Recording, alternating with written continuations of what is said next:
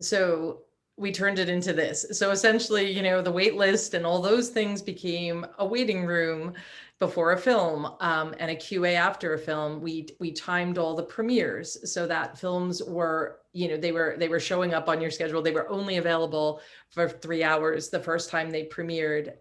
And if you wanted access to those, you had to actually choose this film versus that film. We went away from sort of the norm of, kind of the Netflix model of you can just watch everything video on demand.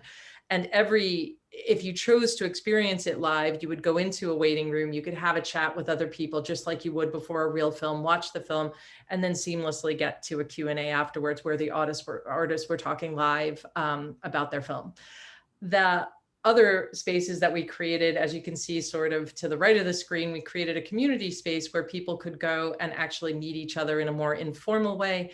There were films available in that space as well, but this was mostly used to connect. All the artist events were held in this space, and we had some help with our friends at IDFA in Amsterdam, who loaned us some virtual reality hidden places where people could go. So if you walked over to one of those pods, you might be able to see a film. You would be able to chat with somebody who was standing next to you, and look, there's John Williams having a chat with a pretty woman, and unsurprisingly. And then we would go to, but you could walk over to somebody and say the word Amsterdam, and then it would show you how to take a portal to a karaoke bar that had been built by the team in Amsterdam. So it had all kinds of its own digital rituals and things like that.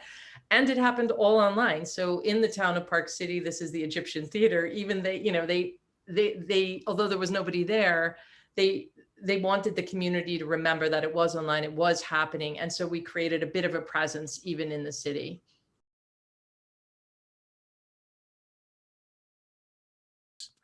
In the yellow there, that was our core platform that we actually built with a vendor called Ancha Labs, which did ticketing, screening, overview, program guide. It was our CMS and also our festival village for all of our partners. And that was built in on AWS using auto scaling. We had React, JavaScript React on the front end, and Node on the back end. We were using Stripe for financial transactions. And then we used Zoom through YouTube Live for Q&As that we had, by the way, which we did live after each of the 73 film premieres. And by the way, I want to say all 73 live Q&As at an exact time, Tara, they all went off without a hitch.